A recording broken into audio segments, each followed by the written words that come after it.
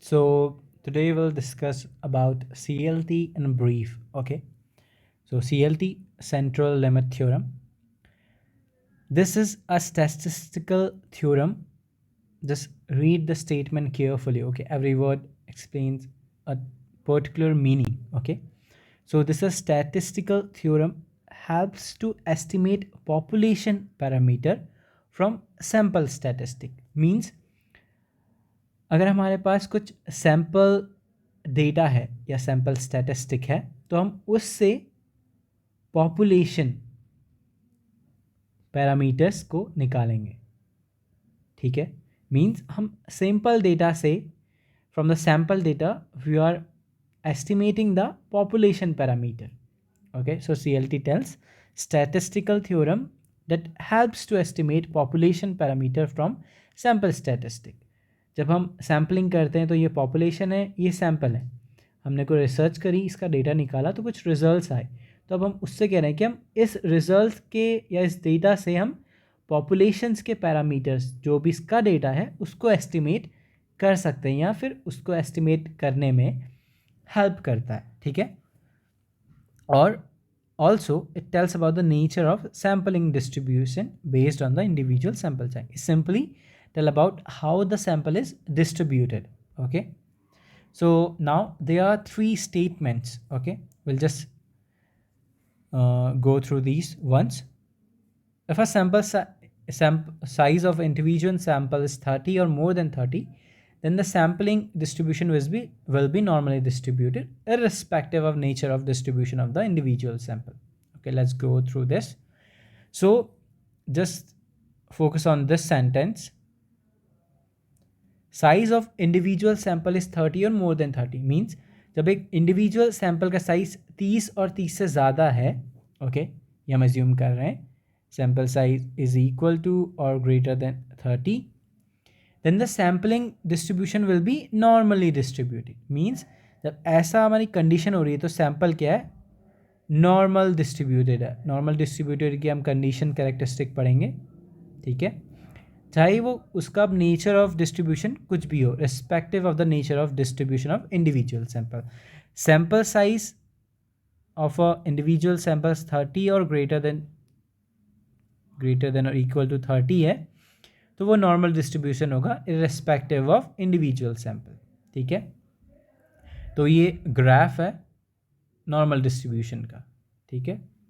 यहाँ पर जैसे दिया है, a bell shape distribution is called a normal distribution. Okay, जब हम नॉर्मल डिस्ट्रीब्यूशन को ग्राफ से बताते हैं तो एक बेल शेप कर्व होता है. ठीक है. अब इसमें बात करते हैं हम 1 2 3 1 2 3. Just assume this both right and left are equal. Okay, 1 2 3 1 2 3. So it's saying 68% of data points within plus minus 1 standard deviation. So this line x-axis is called standard deviation. The center will be mean, mode, median if the data is normally distributed, and this is called the spread. Okay, this is 1 2 3. Spread is we calculate it from the standard deviation.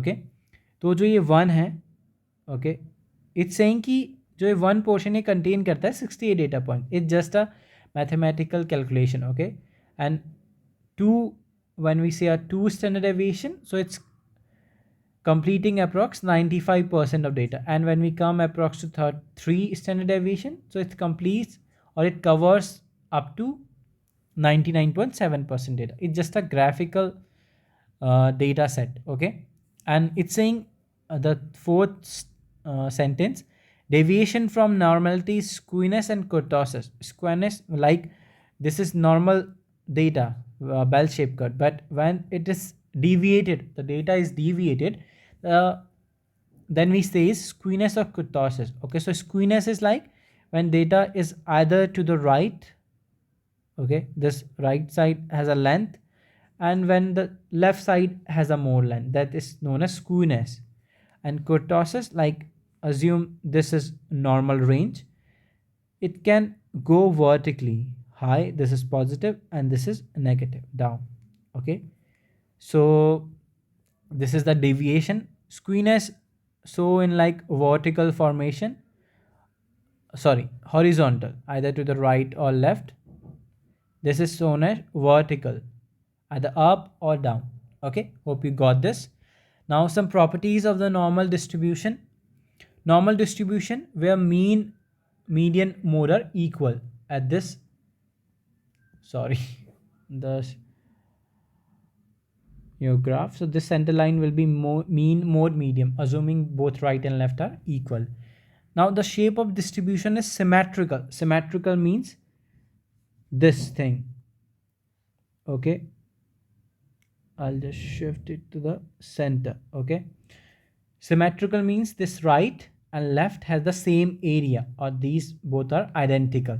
Okay, mathematically it can be described by two parameters, mean and standard deviation. As I've told, this is the mean, center line, and this is the standard deviation. Okay, if data are normally distributed, we go for parametric test. This is just a statement you have to learn. When the data is normally distributed, further we go for parametric test for our research. Okay, while you go through the different tests, you will get this. Okay, this graph are not important. Okay, so next, the second statement, mean of sampling distribution is equal to the mean of population. Okay, this is population, this is sample. Now the mean is coming x. Okay, so it's saying that also equal to the mean of population. So mean of sample is equal to mean of population. Okay, this is an inferential statistic where we are assuming the value of population from the sample. Okay, so that's telling the mean is equal to the population mean. Mean of sampling distribution is also equal to the mean of population. Simple. Now the third is like population standard error. It's telling about the formula of standard error. Sorry, standard error is equal to, this is the formula sentence, standard deviation of the sample, standard deviation of the sample divided by square root of sample size, square root of sample size denoted by n. Okay, so it's the second sentence say is like C is like SD is equal to SD. Okay, well, like when the sample size will be less, so it's almost equal to standard deviation. And third sentence, when standard the sample size will increase. Okay, so then like when the denominator is increasing, so automatically the result will decrease. Okay, so when n is increasing, standard error is decreasing. Okay, that's telling simply this. So these are the three statements of CLT. Okay, hope you got this. About the size, if it's greater than 30 or greater than 30, then the sampling distribution will be normally distributed, and the mean of sampling distribution is equal to the mean of population.